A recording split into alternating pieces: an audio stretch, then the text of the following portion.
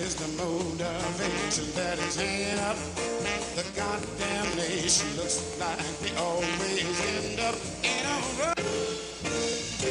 Everybody now trying to make it real compared to what? Come on, baby.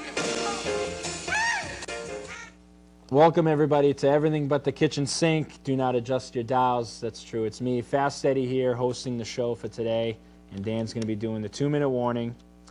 I got some announcements before I get into my guests. Patriot legend Mosi Taiupu has recently died at the age of 54, so I want to send my condolences to his family. As usual, our furry friends at the animal shelter, they have no voice and they need some donations. So if you want, go to mansfieldshelter.org and you can donate to help build the new animal shelter. Of course, as always, if you want to get a hold of us, if you want to be a guest, if you want to recommend somebody that wants to be a guest, or if you have some comments or questions about the show, you can email us at mansfieldkitchensink@gmail.com right here on the screen. And in the upcoming weeks, we're going to have Bristol County Sheriff Tom Hodgson will be coming into the kitchen, and congressional candidate Marty Lamb will be in the kitchen as well. And I want to extend my congratulations to George Pantos, who has had the Jimmy's Pub open for 30 years, so congratulations, George. All right, now to my very special guest. So our guest today is the first man to ever open up a tattoo shop located right across from the Mansfield train station on 12 Pratt Street, called Tiki Tattoo. So I want to welcome Don Howe. How are you doing? For having me on the show. No problem. And Don, we're going to ask him some questions and get to know something about tattoos today. So let's get started. So Don, how long have you been tattooing for? 21 years. 21 years. Mm-hmm. And what made you get into the world of tattooing? That's a good question. I got tattooed at a real young age, 15, when I wasn't supposed to. And I just fell in love with everything about tattooing, the sights, the sounds of the shop, the smell of the shop, and the mystique of it. And it was kind of like one of those jobs that you think that you would love to do, but you're just never going to get the chance because it's so secretive and everything. And it just, whatever, went on in my life, and you know, I got into my other career. And then one day somebody asked me to draw them a tattoo. I've been drawing all my life. And I said, yeah, sure, not a problem. So I drew a tattoo and thought nothing of it, gave it to him. Come back a few days later, and he got the tattoo, come out good. And he asked me, would you be interested in learning how to tattoo? He's the guy that did the tattoo was really liked your work, and he wanted to know if you were interested in, you know, working with him and learning. I was like, yeah. So, and that's how it started, and it just kind of evolved from there, and to the point where that I got to the point in my life where it was just like, well, what do I do? You know, and both of them started commanding equal amount of time, and it was like, okay, well, I need to make a decision. You know, is it this going to be this one, or is it going to be this one? And so I chose the tattooing overall. Okay. And where did you, when you first got into tattooing, where did you first start to, like, it wasn't in Mass, obviously. Actually, it was. It was actually, it was, I started learning, I first learned from the guy that originally started teaching me. He was underground, basically, doing underground tattooing, and then I ended up hooking up with this guy who was a tattoo artist, licensed tattoo artist, an older man that was working in Providence, Rhode Island. And I started, you know, learning stuff from him because he also tattooed at his home, like on weekends and stuff. And that's where I started at that point there. Okay.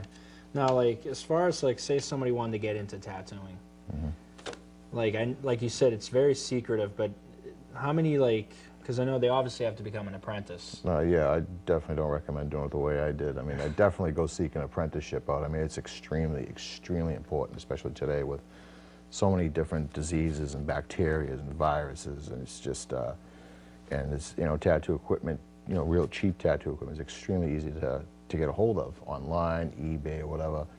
And everybody thinks that it's just like, oh, I can just make a couple extra bucks to follow some lines, you know, boil a few needles, and it's like, no, it's a lot more difficult, and it's a lot more involved than what people think it is. And so definitely seek the apprenticeship and learn the correct way to do it, and, you know, what cleanliness and procedures and the business. Now, like usually, like with like, is there a set like sort of like a time period that somebody goes through? Like, is there like, okay, you got to do this for a year before you become? Oh yeah, absolutely. Yeah, I mean, usually it's like Massachusetts requires you 18 months, I believe. It's like 2 years. It's usually good. I mean, it depends. I mean, some people are slow learners, some people are fast learners. I mean, ultimately it's up to the mentor that's teaching them. I mean, you know, it's like, okay, you need to apprentice for 2 years, but if I don't think you're ready, you might be a little bit longer, or you might be a little bit less, but yeah, definitely. Now, do you have something to do with like whether they get like, so they've apprenticed for you, and they obviously need a license to tattoo in Mass. Yeah. So now, do you have a say in also in the fact whether they get a license or not? Yeah. Well, in Massachusetts, they don't have a statewide license. It's each town. It's a town-to-town license, and each town has their own set of regulations.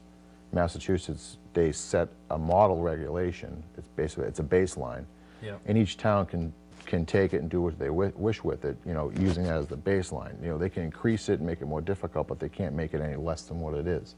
Okay. And when you want to license somebody like an apprentice, you go to the town, to the board of health director, and you say, I want to license this person, and you know, he's done this, that, and the other thing, and he has, you know, this all lined up, and then you go from there and submit. You know, usually have like a town meeting, such as Mansfield has. Yeah. They vote on it. Oh, okay. So basically, the board votes on like whether you become a licensed. Yeah. Yeah, they do like a unanimous vote. You know, so. Oh, okay.